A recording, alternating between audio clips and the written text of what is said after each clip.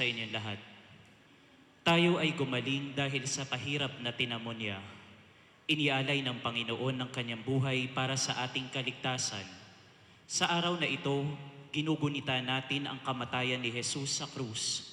Sa ating pagluluksa, hindi natin ipinagdiriwang ang banal na misa. Sa halip, makikinig tayo at maglilimi sa salita ng Diyos hinggil sa kamatayan ni Jesus. Pararangalan ng krus na bagamat naging kasangkapan sa pagkamatay ni Jesus, kaligtasan at buhay naman ang ating nakamit. Tumayo ang lahat at tahimik nating pasimulan ang pagdiriwang.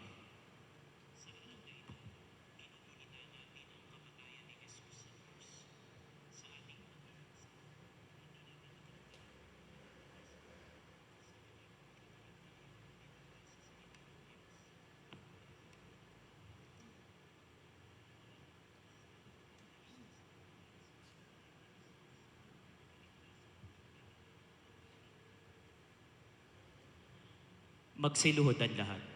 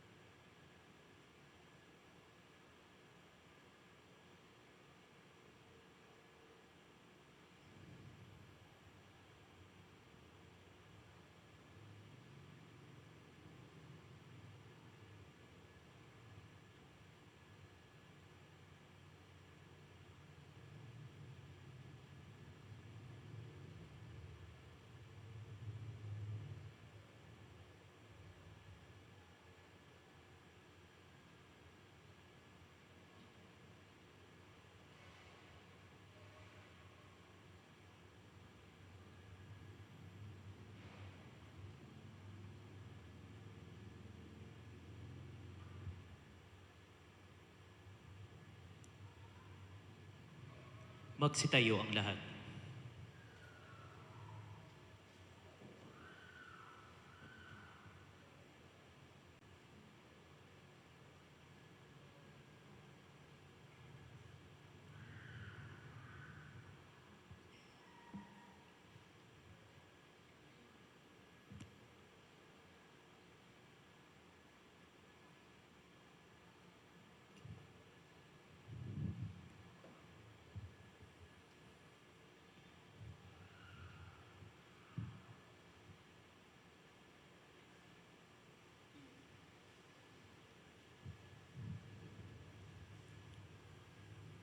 Ama naming makapangyarihan, winakasan mo sa pagpapakasakit ng iyong anak ang kamatayan, bunga ng minanang kasalanang kinasangkutan ng lahat.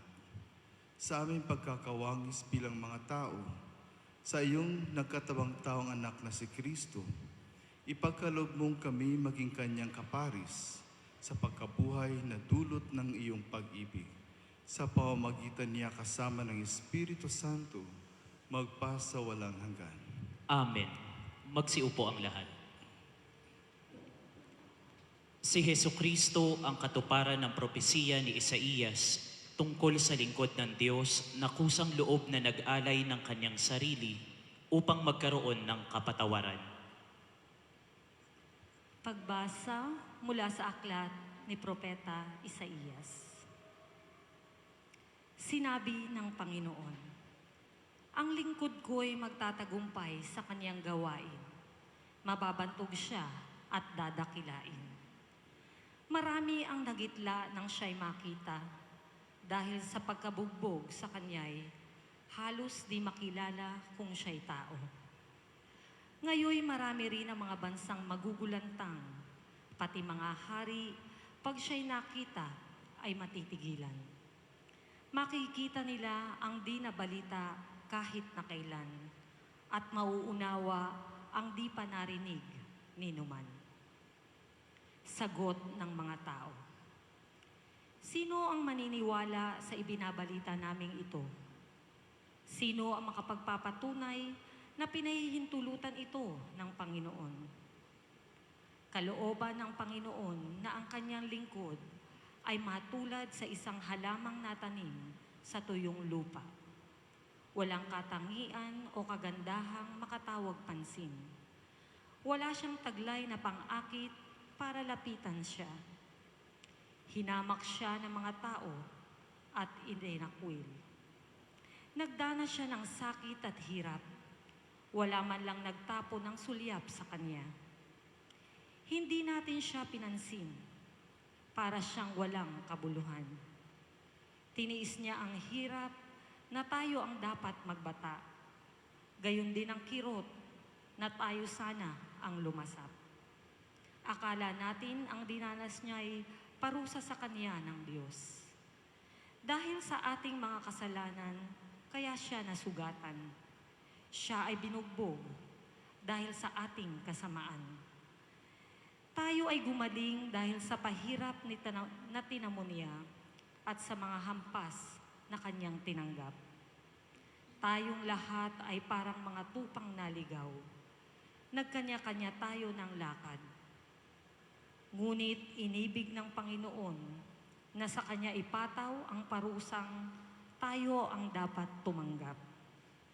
Siya ay binugbog at pinahirapan, ngunit di tumutol kahit kamuntiman. Tulad ay korderong hatid sa patayan, parang mga tupang hindi tumutol kahit nagupitan, ni hindi umimik kahit gaputok man. Nang siya'y hulihin, hatulan at dalhin sa dakong patayan, wala mang nangahas na ipagsanggalang, wala man lang dumamay. Siya ay pinatay dahil sa sala ng sangkatauhan. Siya'y inilibing na kasama ng masasama at mayayaman, bagaman wala siyang kasalanan o nagsabi ng kasinungalingan. Sinabi ng Panginoon, ang kanyang paghihirap ay kalooban ko. Inihandog niya ang sarili upang sa pamamagitan noon ay magkaroon ng kapatawaran. Dahil dito'y mabubuhay siya ng matagal, makikita ang lahing susunod sa kanya. At sa pamamagitan niya'y maisasagawa ang aking panukala. Pagkatapos ng pagdurusa, lalasap siya ng ligaya. Malalaman niyang hindi nawala ng kabuluhan ang kanyang pagtitiis.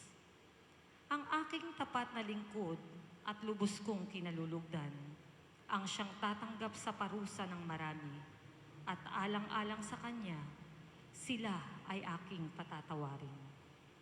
Dahil dito, siya'y aking pararangalan kasama ng mga dakila, pagkat kusang loob niyang ibinigay ang sarili at nilasap ang kaparusahan ng masasama. Inako niya ang mga makasalanan at idinalangin sila'y patawarin. Ang salita ng Diyos. Salamat sa Diyos.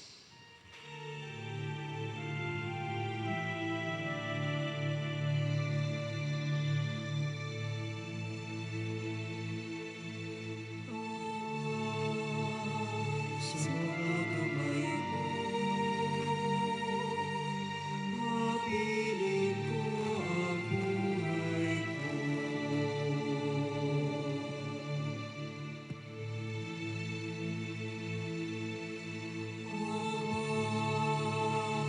Sa mga kamay mo,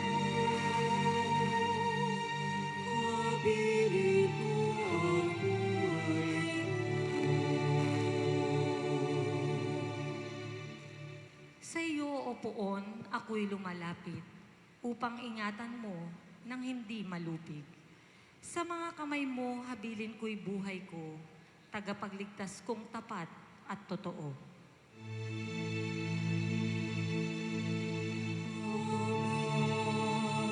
Sa mga kamay mo, habilin ko ang buhay ko.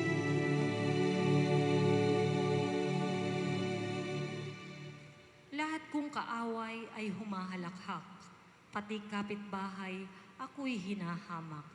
Dating kakilala ay nagsisiilag, kung masalubong ko ay nagsisiiwas. Nilipot na akong tulad ng namatay, di na pinapansin, parang yagit lamang.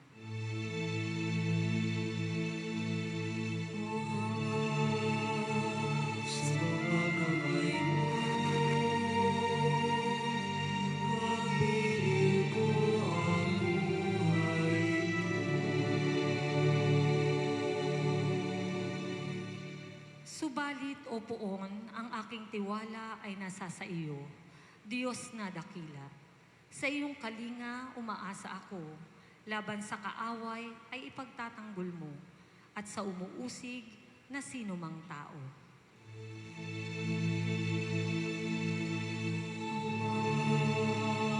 Sa mga kamay mo, habilin ko ang buhay ko.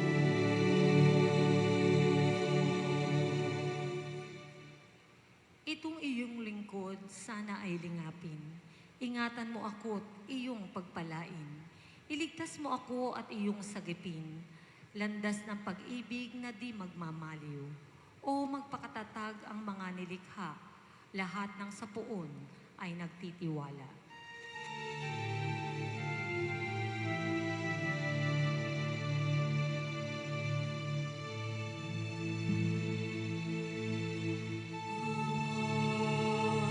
Sa mga kamay mo, habilin ko ang buhay ko.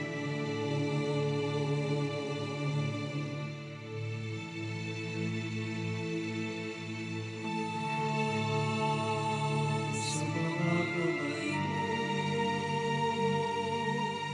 habilin ko ang buhay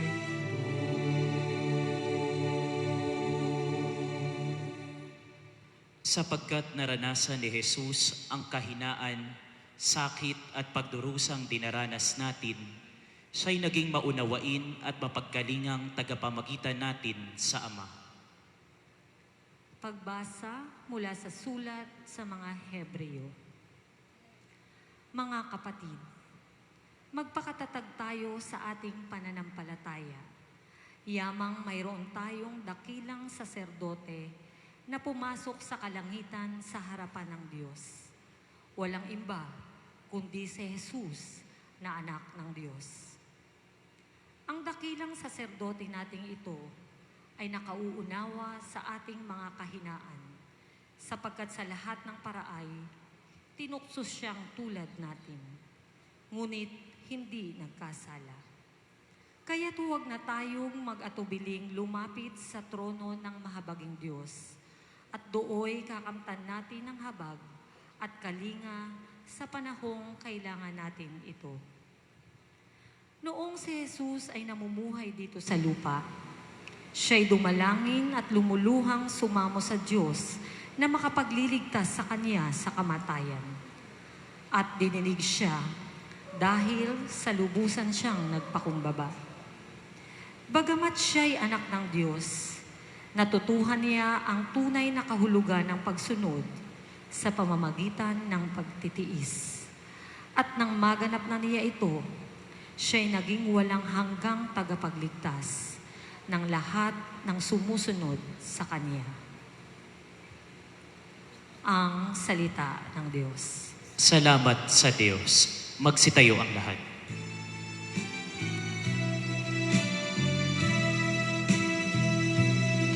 Masuri Cristo Jesus,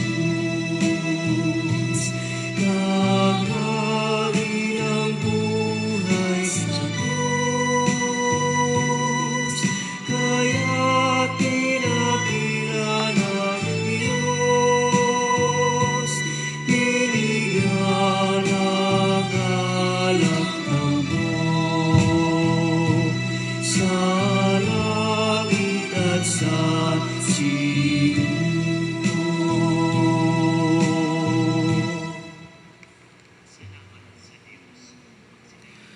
Ang pagpapakasakit ng ating Panginoong Hesukristo ayon kay San Juan. Noong panahong iyon, umalis si Jesus kasama ang kanyang mga alagad. Pumunta sila sa ibayong batis Cedron at pumasok sa isang halamanan doon.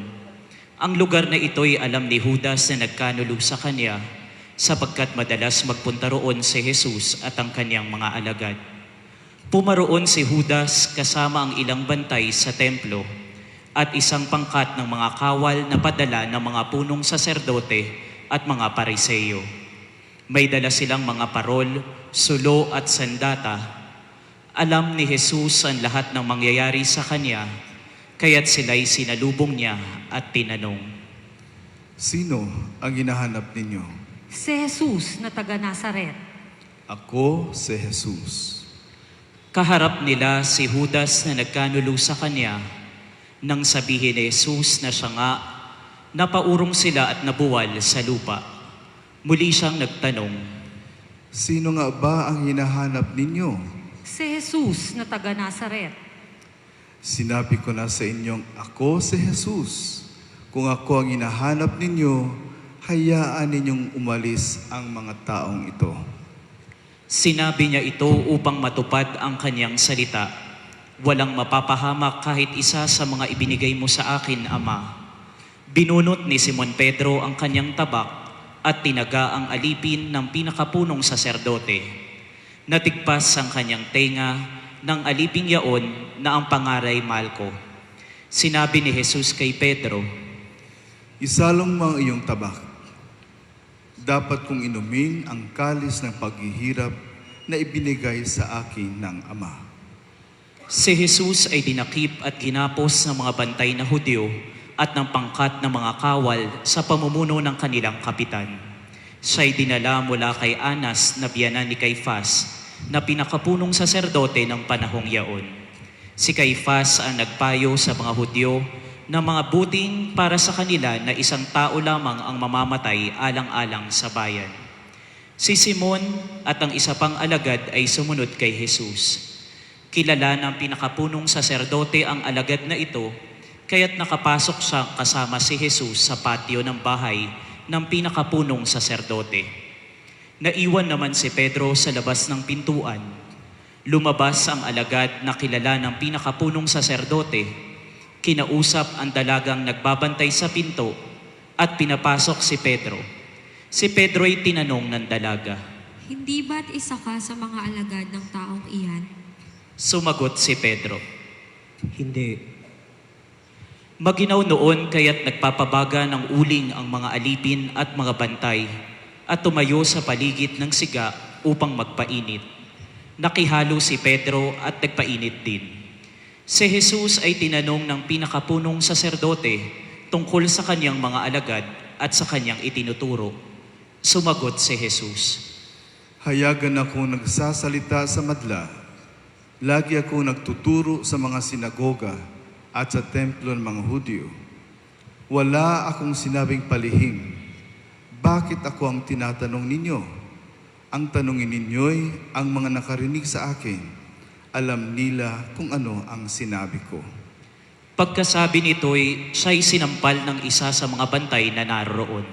Bakit mo sinasagot ng ganyan ang pinakapunong saserdote? Sinagot siya ni Jesus. Kung nagsalita ako ng masama, patunayan mo. Ngunit kung mabuti ang sinabi ko, bakit mo ako sinampal? Si Jesus na nagagapos noon ay ipinadala ni Anas kay Caifás, ang pinakapunong saserdote. Samantalang naroroon pa rin si Simon Pedro at nagpapainit, siya'y tinanong nila. Hindi ba't alagad ka rin ng taong iyan? Sumagot si Pedro. Hindi. Tinanong na naman siya ng isa sa mga alipin ng pinakapunong saserdote, kamag-anak ng lalaking tinagpasan niya ng tainga. Hindi ba ikaw ang nakita kong kasama ni Jesus sa halamanan? Muling itinatwa ito ni Pedro, siya namang pagtilaok ng manok. Mula sa bahay ni Caifás, si Jesus ay dinala nila sa palasyo ng gobernador. Umaga noon, hindi pumasok ang mga Hudyo sa palasyo ng gobernador upang sila'y huwag maituring na di karapat-dapat kumain sa hapunang Pampaskwa. Kaya't sa labas sila tinanggap ni Pilato at tinanong. Ano ang sakdal ninyo laban sa taong ito? Sumagot sila. Kung hindi po siya gumawa ng masama, hindi namin siya dadalhin dito. Sinabi sa kanila ni Pilato. Dalhin ninyo siya at atulan ayon sa inyong kautusan. Sumagot ang mga Hudyo. Wala po kaming kapangyarihang humatol ng kamatayan kanino man. Nangyari ito upang matupad ang sinabi ni Jesus tungkol sa paraan ng kanyang pagkamatay. Si Pilato'y pumasok ulit sa palasyo at tinawag si Jesus. Ikaw ba ang hari ng mga Hudyo? Sumagot si Jesus. Iyan ba'y galing sa inyong sariling isipan o may nagsabi sa inyo? Tinanong siya ni Pilato. Ako ba'y Hudyo? Ang mga kababayan mo at ang mga punong saserdote ang nagdala sa iyo rito. Ano ba ang ginawa mo? Sumagot si Jesus. Ang kaharian ko'y hindi sa sanlibutan ito. Kung sa sanlibutan ito ang aking kaharian, ipinakipaglaban sana ako ng aking mga tauhan at hindi na ipagkanulo sa mga Hudyo. Ngunit, hindi sa sanlibutan ito ang aking kaharian. Kung gayon, isa kang hari? Sabi ni Pilato. Sumagot si Jesus. Kayo na ang nagsasabing ako'y hari. Ito ang dahilan kung bakit ako ipinanganak at naparito sa sanlibutan upang magsalita tungkol sa katotohanan. Nakikinig ka sa aking tinig ang sinumang nasa katotohanan. Ano ba ang katotohanan? Tanong ni Pilato. Pagkasabi nito'y muling lumabas si Pilato at sinabi sa mga Hudyo. Wala akong makitang kasalanan sa taong ito, ngunit ayon sa inyong kaugalian, dapat akong magpalaya ng isang bilanggo kung araw ng Paskwa. Ibig ba ninyong palayain ko ang hari ng mga Hudyo?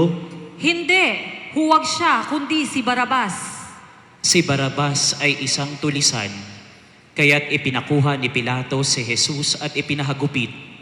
Ang mga kawal ay kumuha ng halamang matinik, ginawang korona at ipinutong kay Jesus.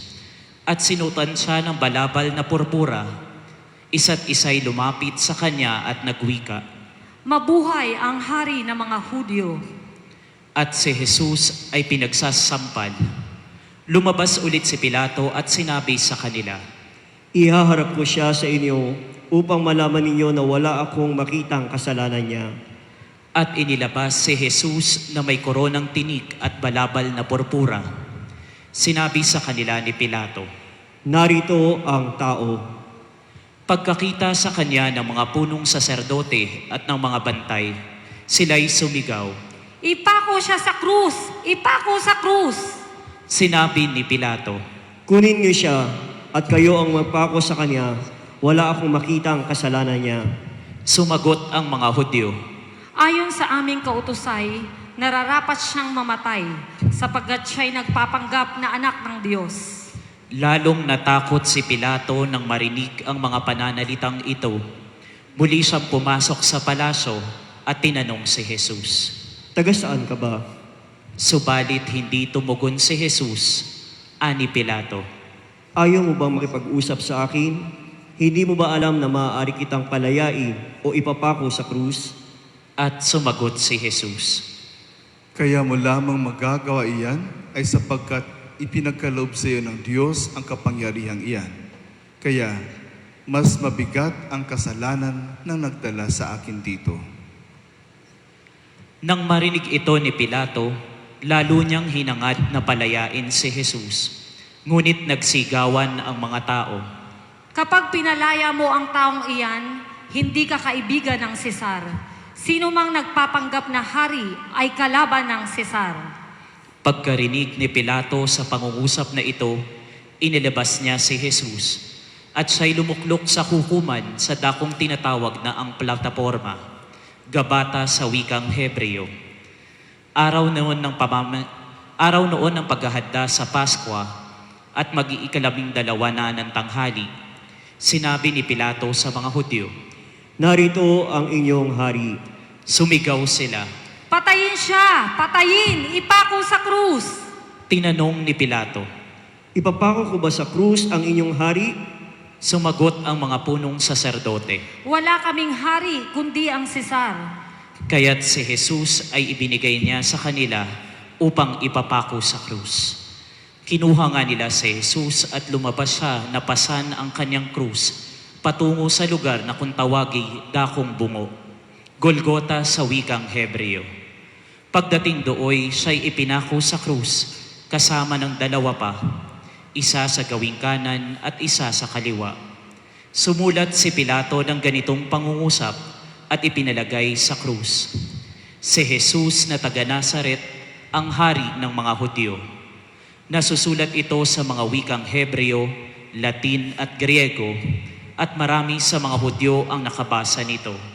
Sapagkat malapit sa lungsod ang dakong pinagpakuan kay Jesus, kaya't sinabi ng mga punong saserdote kay Pilato, Huwag ninyong isulat na hari ng mga Hudyo, kundi sinabi ng taong ito, Ako ang hari ng mga Hudyo. sumagot si Pilato. Ang naisulat ko'y naisulat ko na. Nang maipako na ng mga kawal si Jesus, kinuha nila ang kanyang kasuotan at pinaghati-hatian ng 4. Kinuha rin nila ang kanyang tunika. Ito'y walang tahi at hinabi ng buo mula sa itaas hanggang sa ibaba. Nag-usap-usap ang mga kawal. Huwag nating punitin ito. Magsapalaran na lamang tayo para malaman kung kanino ito maiuuwi. Nangyari ito upang matupad ang sinasaad ng kasulatan. Pinaghati-hatian nila ang aking mga kausuotan at ang aking damit ay kanilang pinagsapalaran. Gayon nga ang ginawa ng mga kawal. Nakatayo sa tabi ng krus ni Jesus ang kanyang ina at ang kapatid na babae nitong si Maria, na asawa ni Cleopas. Naroon din si Maria Magdalena. Nang makita ni Jesus ang kanyang ina at ang minamahal niyang alagad sa tabi nito, kanyang sinabi, Ginang, narito ang iyong anak. At sinabi ni Jesus sa alagad, Narito ang iyong ina. mula noon, siya'y pinatira ng alagad na ito sa kanyang bahay. Pagkatapos nito, alam ni Jesus na naganap na ang lahat ng bagay at bilang katuparan sa kasulatan ay sinabi niya, Nauuhaw ako. may isang mangkok doon na puno ng maasim na alak. Itinubog ito sa isang espongha, ikinabit sa sanga ng isopo at idiniit sa kanyang bibig. Nang masipsip ni Jesus ang alak, ay kanyang sinabi, Naganap na. iniyukayok ni Jesus ang kanyang ulo at nalagot ang kanyang hininga. Magsiluhod ang lahat.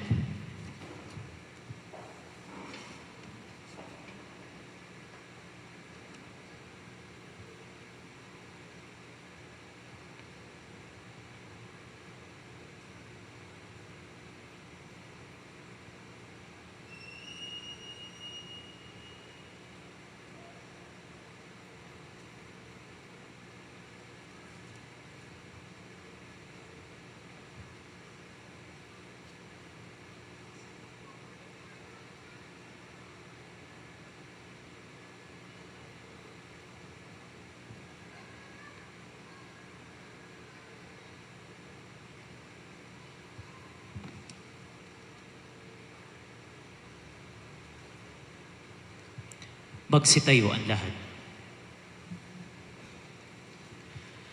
Nooy araw ng paghahanda at ayaw ng mga Hudyo na manatili sa krus ang mga bangkay sa araw ng pamamahinga sapagkat dakila ang araw ng pamamahingang ito. Kaya't hiniling nila kay Pilato na ipabali nito ang mga binti ng mga ipinako sa krus at alisin doon ang mga bangkay. Naparoon nga ang mga kawal at binali ang mga binti ng dalawang ipinakong kasabay ni Jesus. Ngunit pagdating nila kay Jesus at makitang patay na siya, hindi na nila binali ang kanyang binti. Subalit inulos ng sibat ng isa sa mga kawal ang tagiliran ni Jesus at biglang dumaloy ang dugo at tubig. Ang nakakita nito ang nagpapatotoo.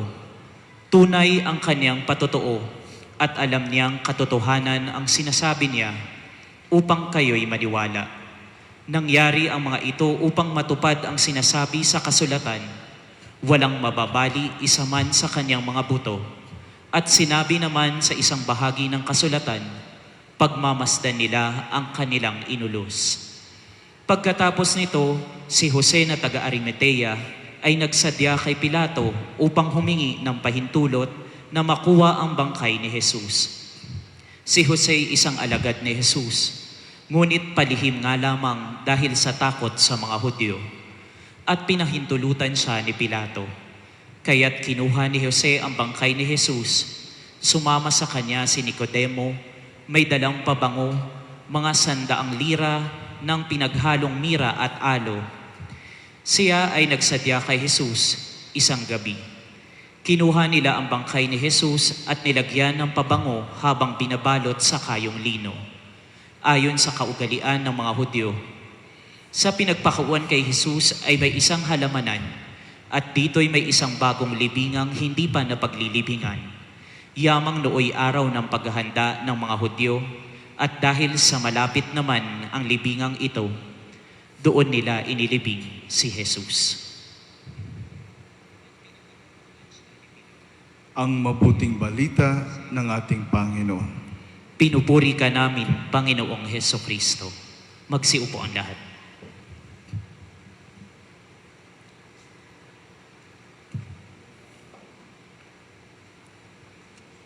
Magandang hapon po sa inyong lahat.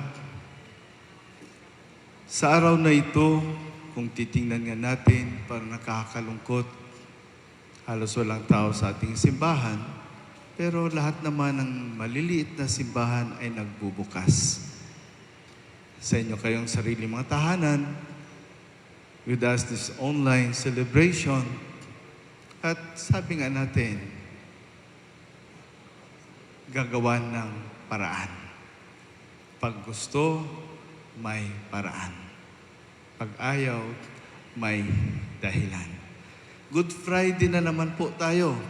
Nga sabi natin, halos every year we celebrate this day. Isang paanyaya sa atin upang ating mapagnilayan ang kamatayan ng ating Panginoon, para mapagnilayan ang paghihirap ng ating Panginoon, para mapagnilayan na tayong lahat, mga kapatid ko kay Kristo, ay dapat isa-isip at isa-buhay ang mga nangyari sa ating Panginoong Heso Kristo.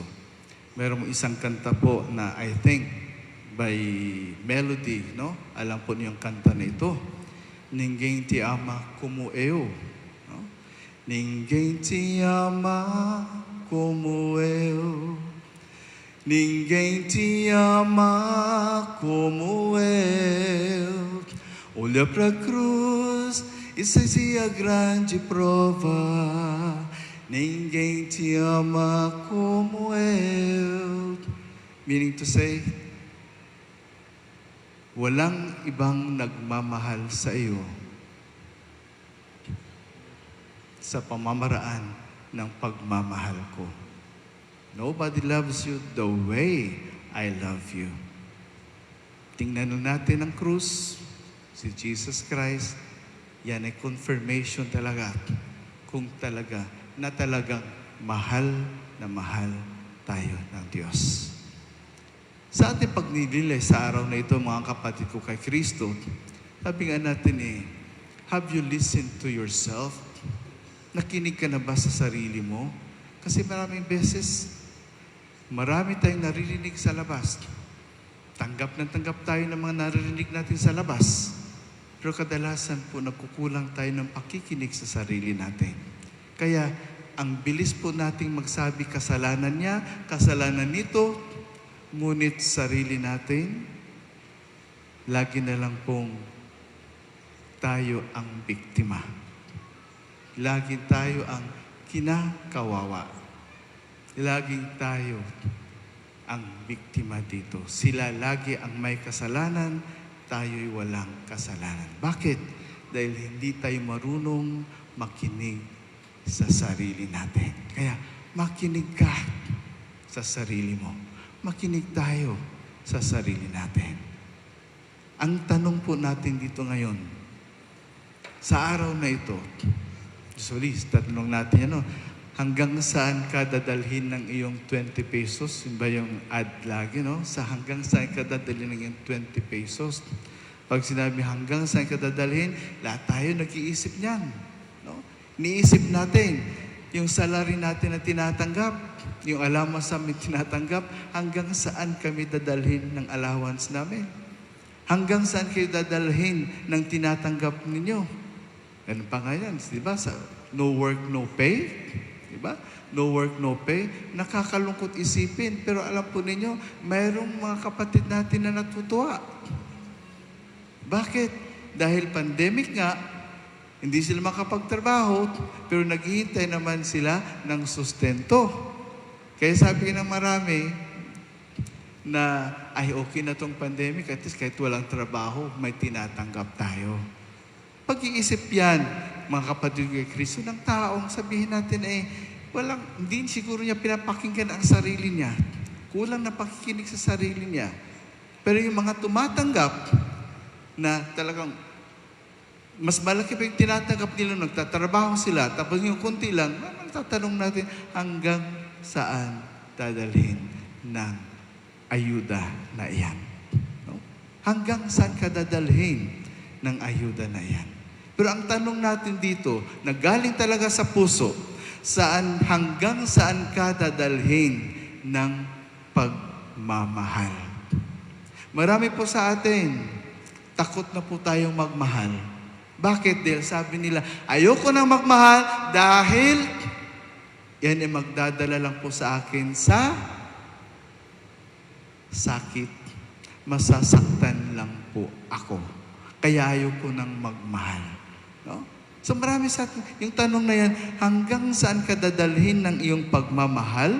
Ay sabihin natin, kadalasan po ay parang ayaw nating sagutin. Dahil kadalasan, ayaw natin, feeling natin, ayaw na natin maranasan na tayo ay masasaktan. Pero itong tanong na ito, hanggang saan ka dadalhin ng iyong pagmamahal, mayroon pong isang sumagot niyan. Unang-una po na binigay sa atin na pagmamahal ang ating Diyos Ama. Ano pang sagot niya dito? For God so loved the world that He sent His only Son. His precious Son. Napakahalaga sa Kanya ng anak na ito. Ngunit sa sobra niyang pagmamahal sa atin, ipinadala niya ang Kanyang sariling anak. Diyan, dinala ang Diyos Ama ng Kanyang pagmamahal. Na ialay niya ang Kanyang sariling anak para sa pagmamahal sa atin. Ganyan katindi ang pagmamahal ng Diyos Ama sa atin. So, hanggang saan dadalhin ng iyong pagmamahal ating Diyos Ama ay may sagot diyan. Ipinadala niya ang Kanyang sariling anak para sa ating kaligtasan.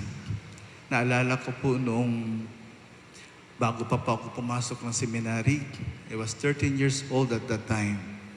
Nung sinabi ko po sa nanay ko na, Nay, nakapasa po ako sa entrance examination. Kasi nung nag-take ako ng entrance examination, hindi ako nagpaalam sa kanila. Nalaman na lang nila nung nakapasa na ako. Eh sabi ko, Nay, papasok yata ako sa seminary dahil nakapasa po ako. Alam po niyo, ang sagot sa akin ng nanay ko, sinagot niya ako ng isang tanong, bakit ka papasok sa seminary? Bakit iiwan mo ako? Hindi mo na ba ako mahal? Sa murang edad ko po, hindi ko nasagot yon. Niyakap ko lang ang nanay ko. At pumasok ako ng seminary. After 14 years, I was 26 years old. No? Na-ordained po akong pari. At doon po, sa Kanta Misa o Thanksgiving Mass namin, tinanong ko po si Nanay, Nay, naalala mo ba yung tanong mo sa akin bago pumasok ng seminary? Nakatangalan yung si Nanay, hindi maalala eh. Nay, tinanong mo ako kung mahal ba kita? Bakit kita iiwan? Bakit ako papasok ng seminary? Ngayon po may sagot na ko sa iyo. Nay, I want you to be proud of me. Ayoko maging rival ka ni Jesus Christ sa pagmamahal. Kasi sa sobrang pagmamahal ko sa inyo, Nay, pumasok po ako ng seminary at ngayon pari na po ako na nagsisilbi sa ating simbahan. Pagmamahal ang dahilan kung bakit ako pumasok ng seminary. Pagmamahal ang dahilan kung bakit iniwan ko ang aking nanay. Pagmamahal ang dahilan kung bakit hanggang ngayon, pari pa rin ako. Hanggang saan ako dinala na aking pagmamahal, tuloy-tuloy pa rin po ang aking landasin. Tuloy-tuloy pa rin po kung saan ako dadalhin ng pagmamahal na ito. Kaya mga kapatid kay Kristo, yan isang tanong din po sa atin. Kung kay tunay na nagmamahal, can you give something or somebody to Christ? Can you give up something para sa iyong tunay na minamahal? Kaya mo bang gawin iyon? Pangalawa po, Jesus' death on a cross. Saan siya dinala ng kanyang pagmamahal? Sa cross. Kasong alang, it did not end there. Hindi po natapos dyan. He had also His resurrection and His glorification. Yan po ang ating Panginoon. Ibinigay niya ang kanyang sarili sa kanyang tunay na pagmamahal. So saan siya dinala ng pagmamahal? Dinala siya sa krus. At ang krus na yan na sana ay kahihiyan, sa kind of humiliation. Pero ang krus na yan ay nagdala sa kanya sa kaluwalhatian. Yan ang hamon sa atin ng ating Panginoon sa araw na ito. Nag-iisip tayo kadalasan mga kapatid ko kay Kristo na napakahirap naman sundin itong ating Panginoong Jesucristo. Sa kanyang ginawang halimbawa sa atin, kung saan dinala, hanggang saan dinala ang kanyang pagmamahal. Siya dinala ng kanyang pagmamahal sa atin. Napakahirap. Dumaan siya sa araw na ito, sa Good Friday na ito, para makapit ang kaluwalhatian na yan. At hindi lamang yung kaluwalhatian niya ang dahilan. Ngunit ang dahilan talaga dito ay ang ating kaligtasan. Sa sobrang pagmamahal niya sa atin, yung pagmamahal na yan, nagdala sa kanyang sakit, nagdala sa kanya sa paghihirap, pagdurusa, kamatayan, ngunit nagdala naman sa kanya sa kaluwalhatian. Kaya ang third point ko po ngayon ay ang challenge sa atin, ang hamon sa atin. Ano itong hamon sa atin? Tunay ba tayong nagmamahal? Totoo ba itong pagmamahal natin? Suriin natin ang sarili natin. Pakinggan natin ang sarili natin. Dahil sa totoo lang mga kapatid kay Kristo, hindi pa po tayong tunay na nagmamahal. Nandyan pa rin po yung sinasabi natin bang, ay, parang ang hirap namang magmahal. No? Ang hirap namang magmahal. Ang daming pagdurusa, ang daming pagdadaanan. Kasi tinitingnan na po natin the very moment ngayon, ang paghihirap lang, doon nakatuon ang pansin natin. Hindi tayo tumitingin sa kadakilaan naghihintay sa atin. Hindi tayo tumitingin sa kaligtasan maidudulot sa atin ng mga paghihirap na ito. Kaya nga, sabi sa atin ni Jesus Christ, no? Yung during consecration, yung tinapay, kinuha ni Jesus ang tinapay, nagpasalamat at ibinigay sa kanyang mga alagad. Kinuha natin Panginoon ang kalis, nagpasalamat sa Diyos at ibinigay sa kanyang mga alagad. At ano po ang sabi niya? Do this in memory of me. You see, do this in memory of me. Gusto ng ating Panginoon na lagi nating alalahanin na ang katawan niya, inaalay niya para sa atin, ng kanyang dugo, pinapainom niya para sa atin. Siguro naman, alam niyo kung anong ibig sabihin ng ostia. Lagi natin yung naririnig. No? Ostia, tinatanggap natin yung Blessed Sacrament. No? Nung seminarist pa po ako, wala akong alam kung anong ostia na tinatawag. No? Yung anong meaning ng ostia, basta kumakanta lang kami, may benediction, O salutaris ostia, no? Kanta lang kami ng kanta, hindi namin alam, wala naman nagsabi sa amin kung ano talaga ang meaning ng ostia. But later on, nung kinakanta na yan na mayroon ng translation in English, doon ko na-reflect sarili ko, ostia, ano ba to? Saving victim. So, ibig sabihin ng ostia ay victim. So, yung ostia, tinatanggap natin biktima. So, every time po na tumatanggap ako ng katawan ni Kristo, nagpapaalala po to sa akin, itong tinatanggap ko ay isang biktima. Imagine mo yan, isang biktima, yung pinagutom, pinahirapan, kinutya, pero ito yung kakainin ko. Ito yung magpapabusog sa akin. Isang biktima. At sabi niya, do this in memory of me. Alalahanin niyo ito lagi. Alalahanin niyo ako. Every time na tumatanggap tayo ng katawan ni Kristo, isa siyang biktima. Pero hindi siya isang biktima na namimiktima. Isa siyang biktima na nagliligtas. Yan ang ostia. Biktima. Si Kristo na isang biktima, binibigay sa atin para kainin natin, para mabusog tayo.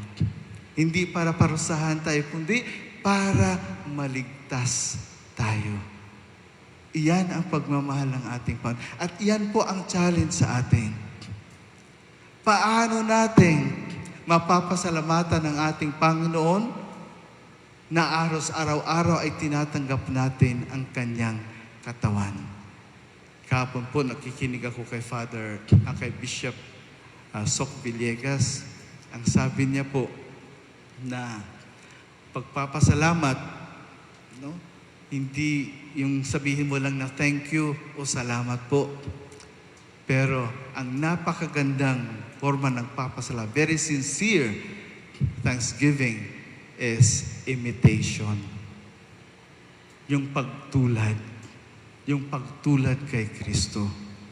Kaya nga itong Good Friday na ito, parang baliwala ito, walang silbi ito sa atin kung hindi natin ginagawa katulad ni Kristo.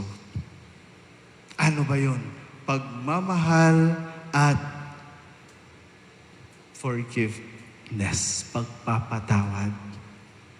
Dalawang bagay importante sa Good Friday na ito na dapat natin laging isipin.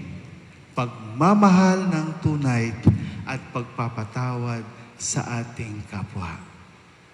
Nagpapatawad na ba tayo? Nagpatawad na ba tayo ng lubos?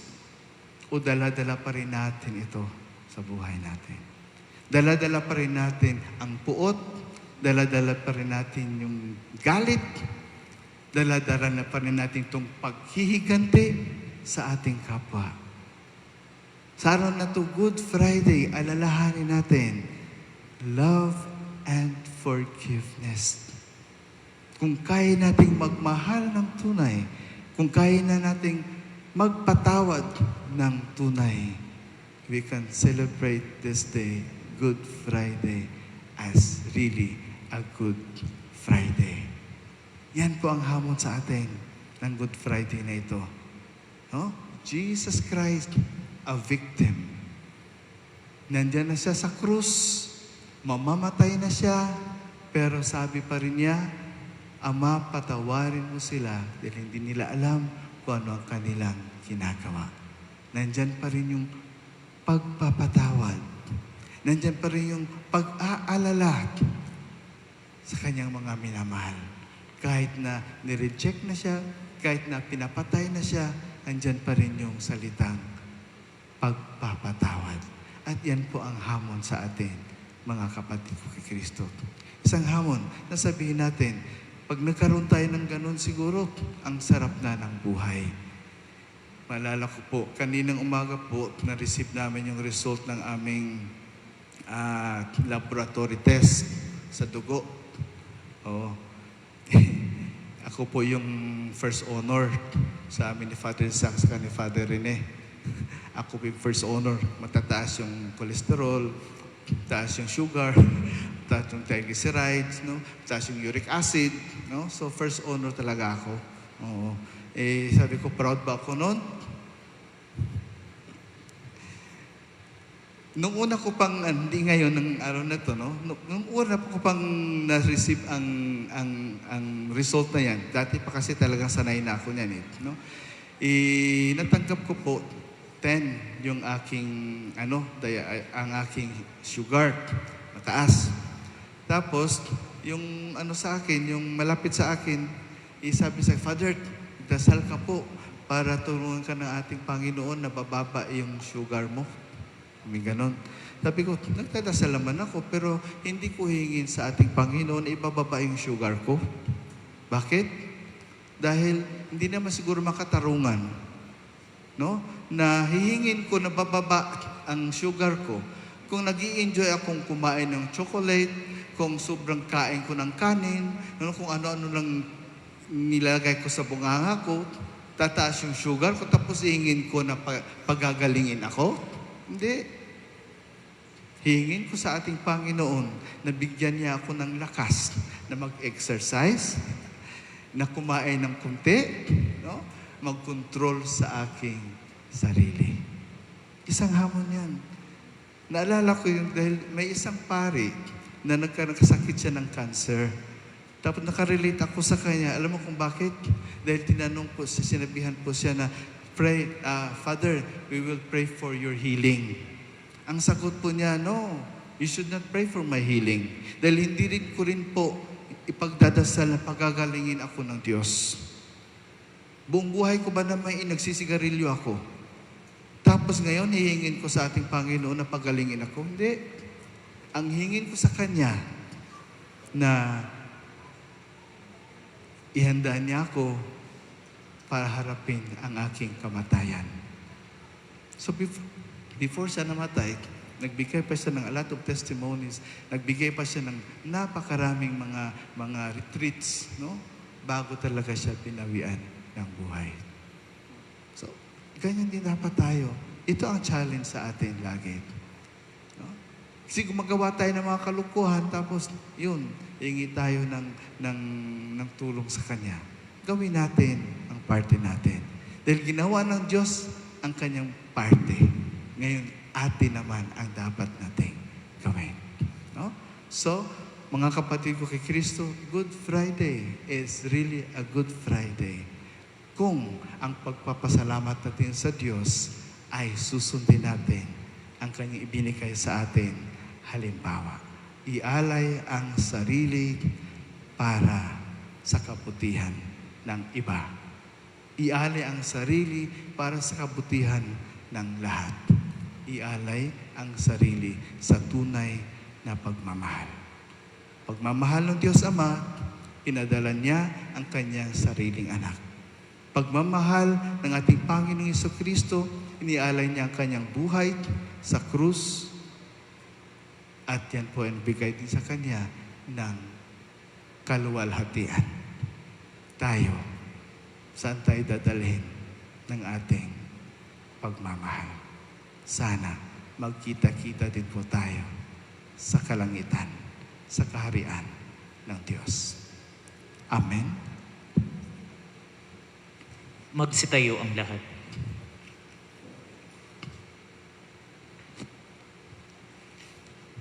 Panalangin pangkalahatan. Panalangin para sa banal na simbahan. Idalangin natin, mga mahal kong kapatid, ang banal na sambayanan ng Diyos sa buong daigdig upang pagkalooban ng kapayapaan at pagkupkop, pagkakaisa at pagtataguyod ang mga kaanib nito sa sansinukob at upang tayo bigyan ng pamumuhay na matiwasay para tayo makasamba sa Diyos Ama nating makapangyarihan. Magsilhod ang lahat.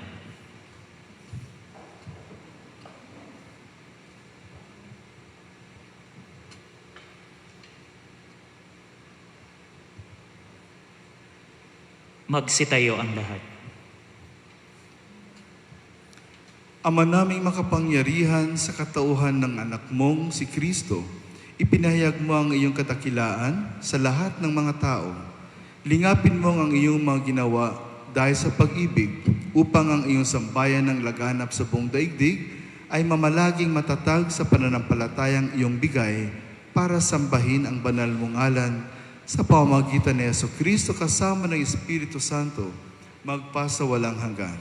Amen. Panalangin para sa Santo Papa. Idalangin natin ang ating banal na Papa na si Francisco na hinirang ng Diyos sa hanay ng mga tagapangasiwa upang kanyang ibigyan ng kalusugan at mahabang buhay para sa kapakanan ng banal na sambayan ng ipinagkatiwala sa kanya para paglingkuran. Magsilhod ang lahat.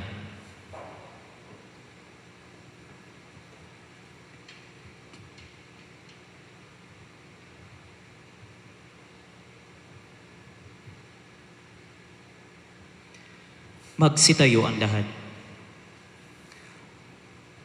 Ama naming makapangyarihan, sa iyong kapasyahan umiiral ang sanlibutan. Paunlakan mo ang aming kahilingan na lingapin si Papa Francisco na iyong hinirang para kami pangasiwaan, upang ang sambayan ng Kristiyano na iyong pinamumunuan ay mapamahalaan niya ng may kaunlaran sa pananampalataya at gawang kabutihang iyong inaasahan. Sa pamamagitan ni Jesucristo kasama ng Espiritu Santo, magpasa walang hanggan. Amen. Panalangin para sa kaparian at lahat ng kaanib ng simbahan. Idalangin natin si Jose na ating obispo. Gayon din ang lahat ng mga obispo, mga pari at mga diakono at ang tanang kabilang sa sambayan ng Kristiyano. Magsiluhod tayo.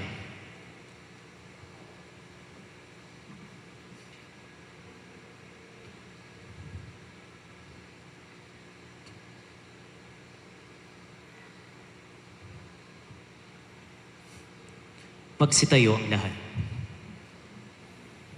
Ama naming makapangyarihan, ang iyong Espiritu ay nagpapabanal at nagtataguyod sa buong simbahan. Dinggin mo ang aming pagduhog para sa iyong mga tagapaglingkod upang mapaglingkuran kang matapat sa tulong ng iyong kagandahang loob. Sa pamamagitan ni Jesucristo kasama ng Espiritu Santo, magpa sa walang hanggan. Amen.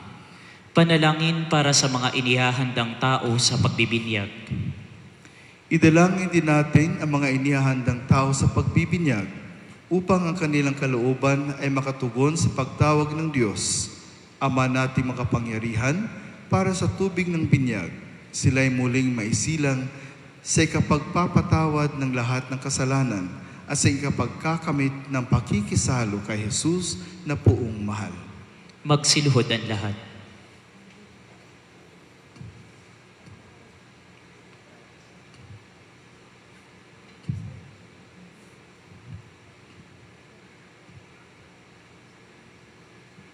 Magsitayo ang lahat. Ama naming makapangyarihan, lagi mong pinauunlad ang sambayanan sa pagkakaroon ng karagdagang kabilang. Sa pananampalataya at pagkaunawa ay magkaroon nawa ng pagunlad ang aming mga inihahanda sa pagbibinyag upang sa muli nilang pagsilang bilang binyagan, sila'y mapabilang sa mga kaanib ng iyong angkan sa pamamagitan ni Jesucristo kasama ng Espiritu Santo, magpa sa walang hanggan. Amen. Panalangin para sa pagkakaisa ng mga Kristiyano. Idalangin din natin ang lahat ng ating mga kapatid na pawang kay Jesucristo na nanalig upang marapatin ng Diyos Ama nating makapangyarihan na sila'y tipunin at lingapin sa iisa niyang sambayanan. Magsiluhod ang lahat.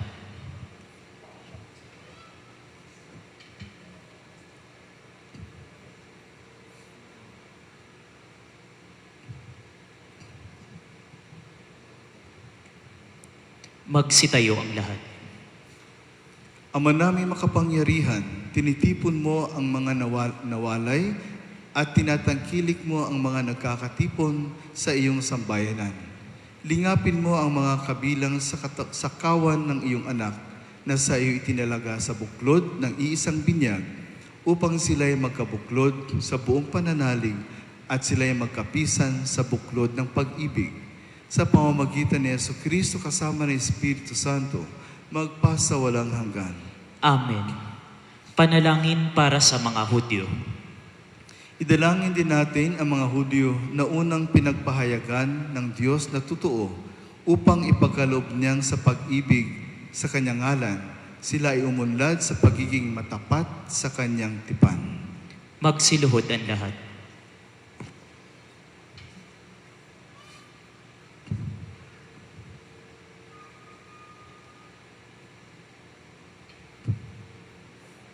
Magsitayo ang lahat. Ama naming makapangyarihan, pinangatawanan mo ang iyong mga pangako kay Abraham at sa tanang sa kanya ay sumilang.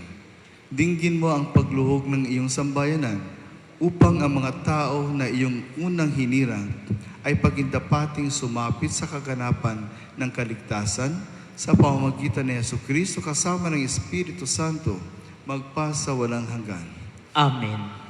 Panalangin para sa mga di sumasampalataya kay Kristo.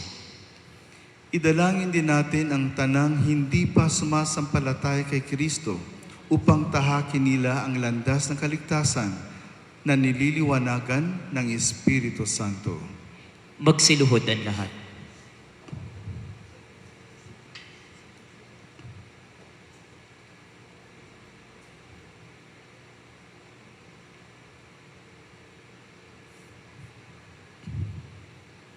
Magsitayo ang lahat.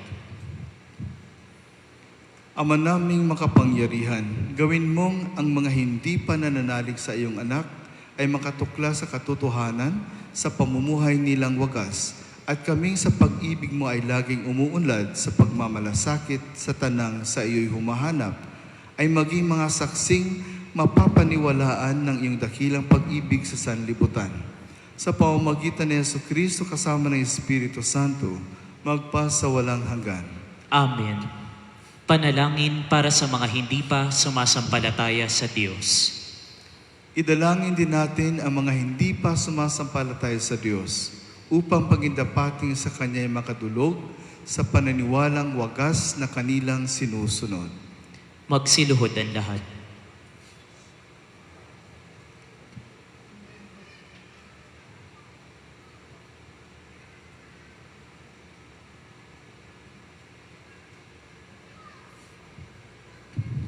Magsitayo ang lahat. Ama naming makapangyarihan, nilikha mo ang lahat ng mga tao upang lagi kang hanapin at pag natagpuan kay masiyahang walang maliw.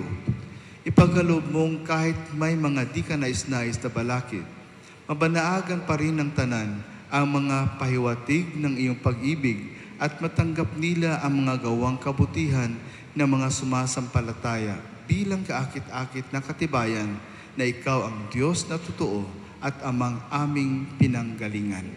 Sa pamamagitan ni Jesucristo kasama ng Espiritu Santo, magpasa walang hanggan. Amen. Panalangin para sa mga umuukit sa pamahalaan. Idalangin natin ang mga may tungkuling maglingkod sa bayan at umuugit sa ating pamahalaan upang ang kalooban nila ay itaguyod ng amang may kapal alinsunod sa kanyang kinalulugdan sa ikapagkakamit ng kapayapaan at kalayaan ng tanan. Magsiluhod ang lahat.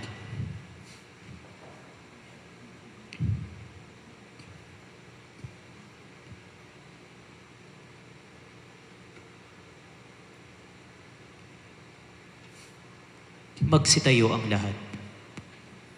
Ama naming makapangyarihan na sa iyong kamay ang adhika at karapatan ng tanan, tunghayan mo ang mga umuugit sa aming pamahalaan upang sumagana ang tanan sa sanlibutan sa ipagkakamit ng kapayapaan at ikapapanatili ng kalayaan na ikaw ay sambahin alinsunod sa iyong loobin sa pamamagitan ni Jesucristo kasama ng Espiritu Santo, magpasa walang hanggan.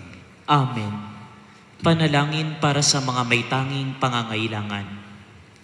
Idalangin natin mga kapatid sa Ama nating makapangyarihan, na ang sanlibutan ay maibsan ng tanang katiwalian, ang mga karamdaman ay malunasan, ang kagutuman ay maparam, ang mga nasapiitan ay lumayang tuluyan, ang mga naaapi ay mahango sa kawalang katarungan, ang mga naglalakbay ay maluwalhating sumapit sa paroroonan, ang mga nasa ibang bansa ay makauwi sa kanilang bayan, ang mga may sakit ay magkamit ng kagalingan, at ang mga nag-aagaw buhay ay matiwasay na mahimlay. Magsiluhod ang lahat.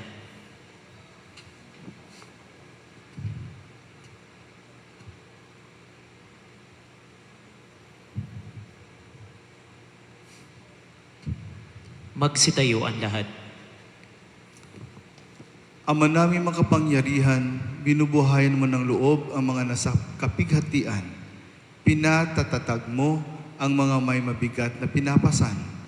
Paunlakan mo ang mga kahilingan na madumaraing dahil sa maraming mga pinagtitiisan upang bawat nasa kagipitan ay magkamit ng kasiyahang madama ang iyong pagmamahal. Sa pamamagitan ni Jesucristo kasama ng Espiritu Santo, magpasa walang hanggan. Amen. Panalangin para sa pagsugpo sa laganap na salot. Idalangin natin ang dagliang pagsugpo sa salot na dulot ng COVID-19 na nakapipinsala sa buong daigdig upang pagalingin ng amang makapangyarihan ang mga may karamdaman, patatagin ang mga kumakalinga sa kanila at tulungan tayong lahat na maging matatag sa pananampalataya at pagmamalasakit. Magsiluhod ang lahat.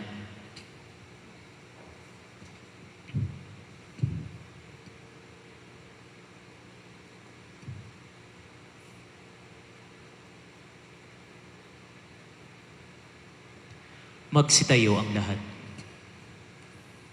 Ama naming makapangyarihan, pinagmumula ng lahat ng buhay, kalusugan at kagalingan, tunghayan mo ng may habag ang sandaigdigan na ginugupo ng karamdaman. Ipagsanggalang mo kami sa gitna ng matinding pagsubok na aming kinakaharap at sa iyong makaamang pagkalinga, dulutan ng kagalingan at kaginhawahan ang mga may karamdaman. Palakasin mo ang mga kumakalinga sa kanila, pagkamitin ng kapayapaang walang hanggang, ang mga pumanaw na, at gawaran mo ng kaganapan ang aming pagsisikap na masugpo ang salot na ito. Sa pamamagitan ni Jesucristo kasama ng Espiritu Santo, magpasa walang hanggan. Amen. Ngayon po ay gagawin natin ang pagpaparangal sa krus na banal.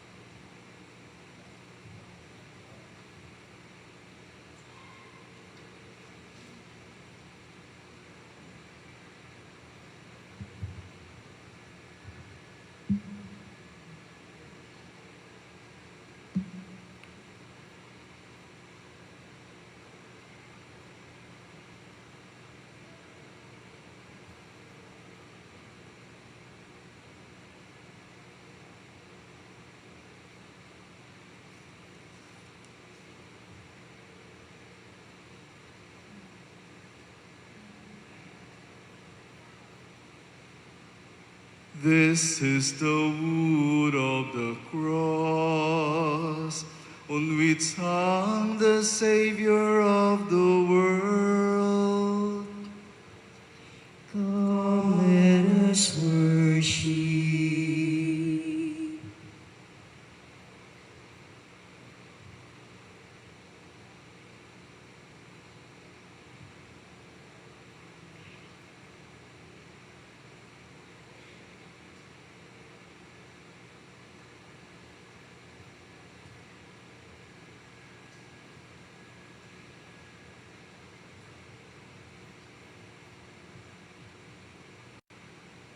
This is the wood of the cross, on which hung the Savior of the world.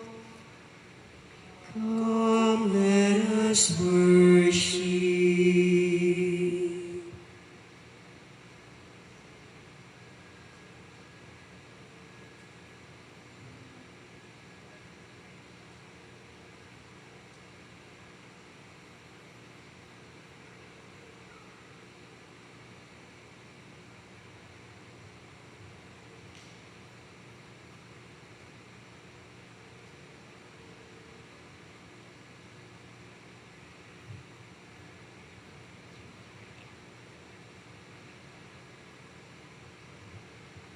This is the wood of the cross, on which hung the Savior of the world. Come, let us worship.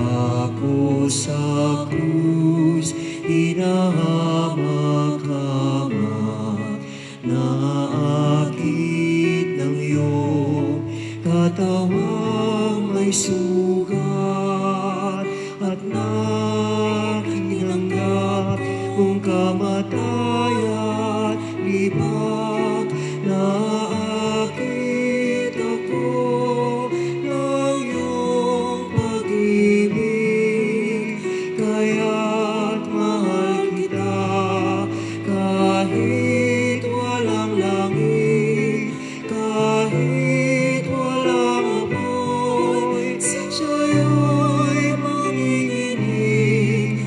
Huwag nang magabala upang ibigin ka.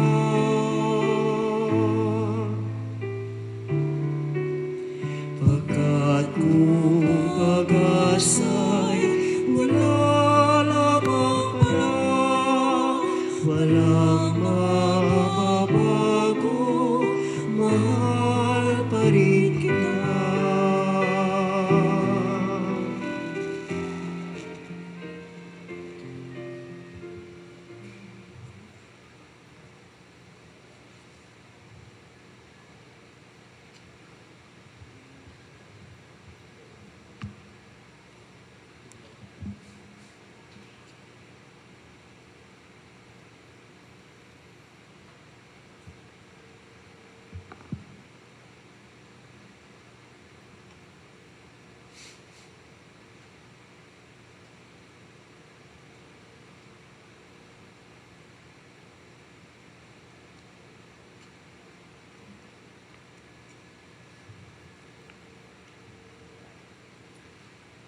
Sa tagubilin naman ng kagagaling na utos sa turo ni Jesus na Panginoon natin na Diyos, ipahayag natin ng lakas loob.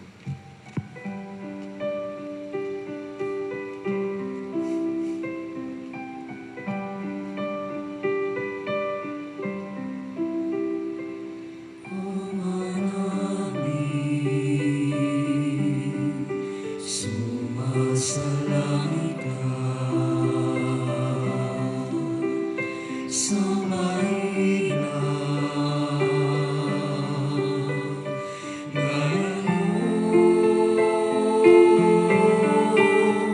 mapasa amin ang kaharian mo, sundin ang loob mo dito sa lupa para lang sa langit. Bigyan mo kami ngayon ng aming kakanin sa bawat araw, at patawarin mo aming sala tulad ng aming pagpapatawad sa nagkakasala sa amin. At huwag mo kaming ipahintulot sa tukso, at iadya mo kami sa lahat ng masama.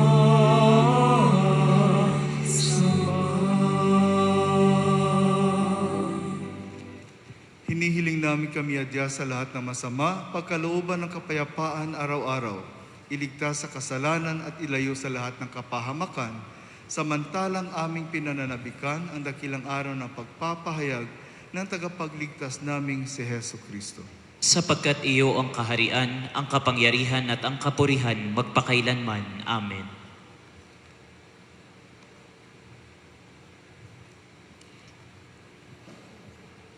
Magsiluhod ang lahat.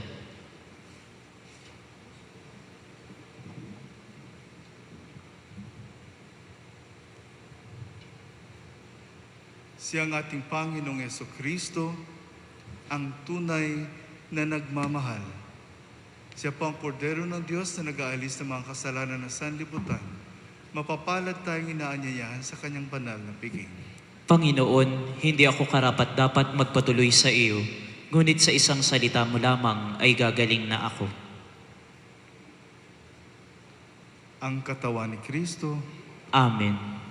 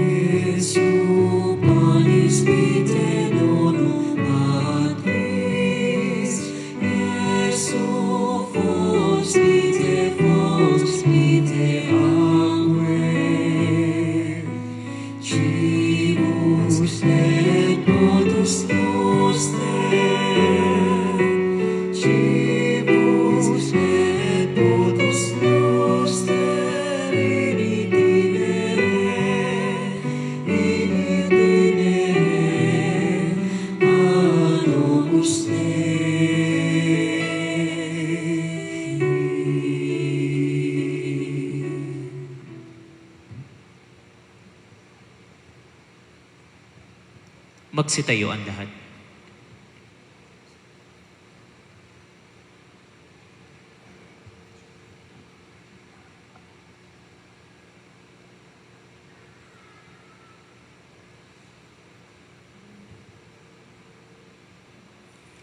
Manalangin tayo. Ama naming mapagmahal, pinapakinabang mo kami sa banal na pagkamatay at pagkabuhay ni Kristo. Panatilihin mo sa amin ang ginanap ng iyong dakilang pag-ibig upang kami makapamuhay ng matapat sa pakikisalo sa dulot mong pagliligtas. Sa pamamagitan ni Jesucristo kasama ng Espiritu Santo, magpas sa walang hanggan. Amen. Iyuko po ninyo ang inyong mga ulo.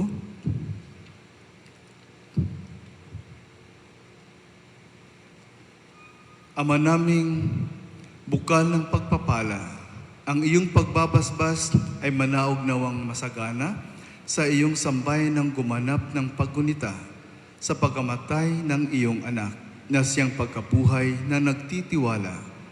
Ang iyong pagpapatawad ay sumapit nawa sa tanan. Ang iyong pakikisamang maaasahan ay iyong ibigay. Ang pananampalatayang banal naway maging matibay. Ang kaligtasang walang maliw ay patatagin mong lubusan. Sa pamamagitan ni Jesucristo, kasama ng Espiritu Santo, magpas sa walang hanggan. Amen.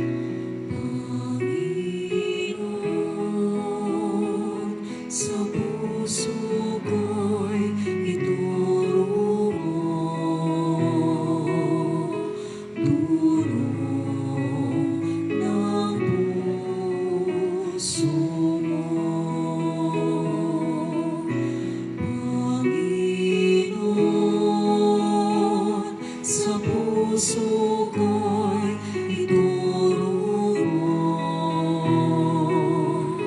Tulong ng puso mo.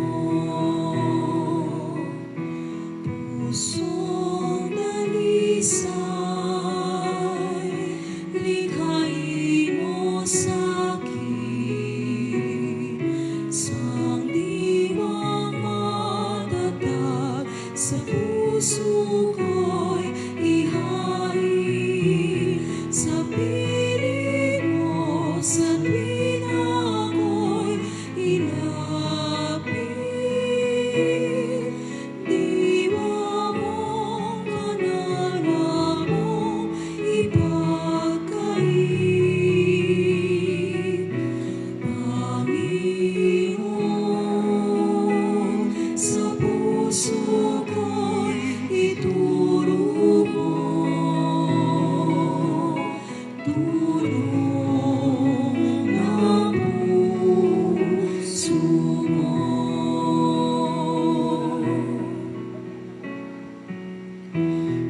Puso'y gawaran ng kaligtasan, patibayin sa akin wagas na kalooban.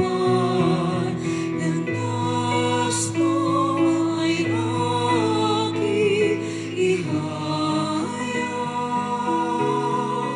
may sala sa'yo ay mapapanadag. Panginoon, sa puso ko'y ituro mo. Tulong ng puso mo. Magalay man ako, susunuging handog. Sa iyong damdamin ay ikalugod-lugod. Pusong nagsisisi, tanging sapat sa'yo. Pusong nagmamahal, pusong naan sa'yo. Panginoon, sa puso ko'y ituro mo. Tulong ng puso mo. Panginoon, sa puso ko'y ituro mo. Tulong ng puso mo. Tulong ng puso mo.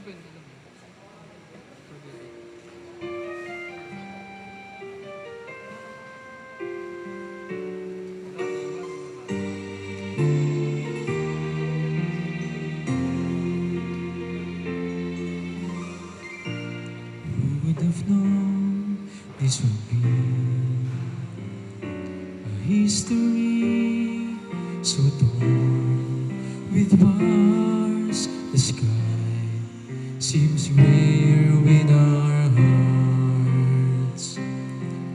It's grayer with our hearts. I could have sworn it would end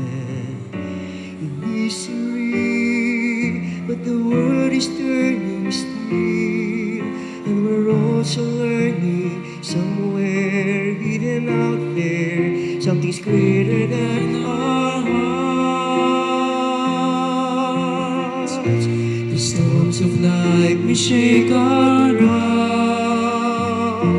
A greater peace still dwells in our hearts. The dreams we build may fall apart. A deeper hope still runs in our hearts. Fear no harm, we are ruled by a far greater love, a far greater love.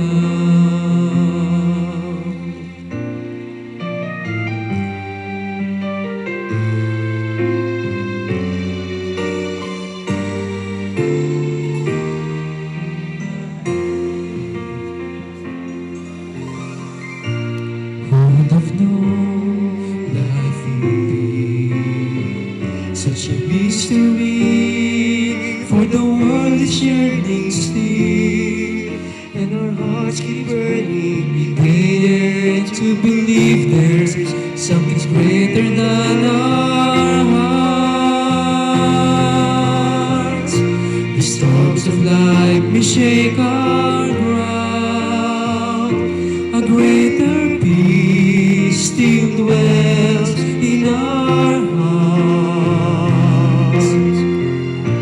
The dreams we build may fall apart. A deeper hope still runs in our hearts. Fear no harm, we are ruled by a far greater love. We're never alone. All else may go wrong, still will there be a love far greater than our heart.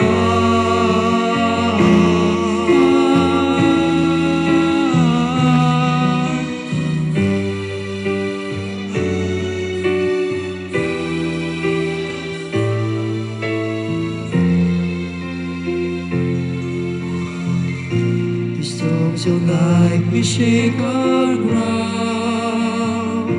A greater peace still dwells in our hearts. The dreams we build may fall apart. A deeper hope still runs in our hearts. Fear no harm, we are ruled by a far greater love. We're never alone. All else may go wrong, still will there be a love far greater than our hearts.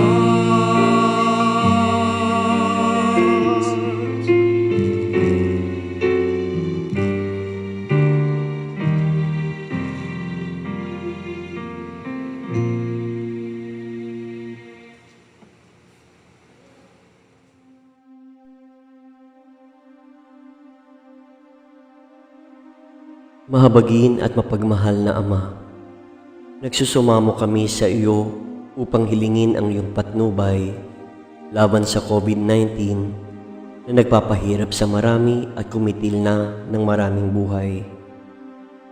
Tungayan mo kami ng may pagmamahal at ipagadya kami ng iyong mapaghilom na kamay mula sa takot sa karamdaman at kamatayan. Itaguyod mo kami sa pag-asa at patatagin sa pananampalataya. Gabayan mo ang mga dalubhasang naatasan na tumuklas ng mga lunas at paraan upang ihinto ang paglaganap nito. Nagpapasalamat kami sa mga bakunang naisulong sa patnubay ng iyong mga kamay. Pagpalain mo ang aming mga pagsisikap na mawakasan ng mga bakuna ang pandemya sa aming bayan. Patnubayan mo ang mga lumilingap sa may sakit upang ang kanilang pagkalinga ay malaki pa ng husay at malasakit. Pagkalooban mo sila ng kalusugan sa isip at katawan katatagan sa kanilang paninindigang maglingkod, at ipagsanggalang sa karamdaman. Itinataas namin ang mga nagdurusa, makamtan nawa nila ang mabuting kalusugan. Lingapin mo rin ang mga kumakalinga sa kanila. Pagkamitin mo ng kapayapaang walang hanggan ang mga pumanaw na. Pagkalooban mo kami ng biyaya na magtulong-tulong tungo sa ikabubuti ng lahat. Pukawin sa amin ang pagmamalasakit sa mga nangangailangan. Sa pagdamay at malasakit namin sa bawat isa, malampasan nawa namin ang krisis na ito at lumago sa kabanalan at pagbabalik loob sa iyo. Hinihiling namin ito sa pamamagitan ni Jesucristo na nabubuhay at naghaharing kasama mo at ng Espiritu Santo, iisang Diyos, magpasawalang hanggan. Amen. Dumudulog kami sa iyong patnubay, mahal na Ina ng Diyos. Pakinggan mo ang aming makahilingan sa aming pangangailangan at ipagalya mo kami sa lahat ng kasamaan, maluwalhati at pinagpalang Birhen. Amen. Mahal na Birhen, mapagpagaling sa may sakit, ipanalangin mo kami. San Jose, ipanalangin mo kami. San Rafael Arcangel, ipanalangin mo kami. San Roque, ipanalangin mo kami. San Lorenzo Ruiz, ipanalangin mo kami. San Pedro Calungsod, ipanalangin mo kami.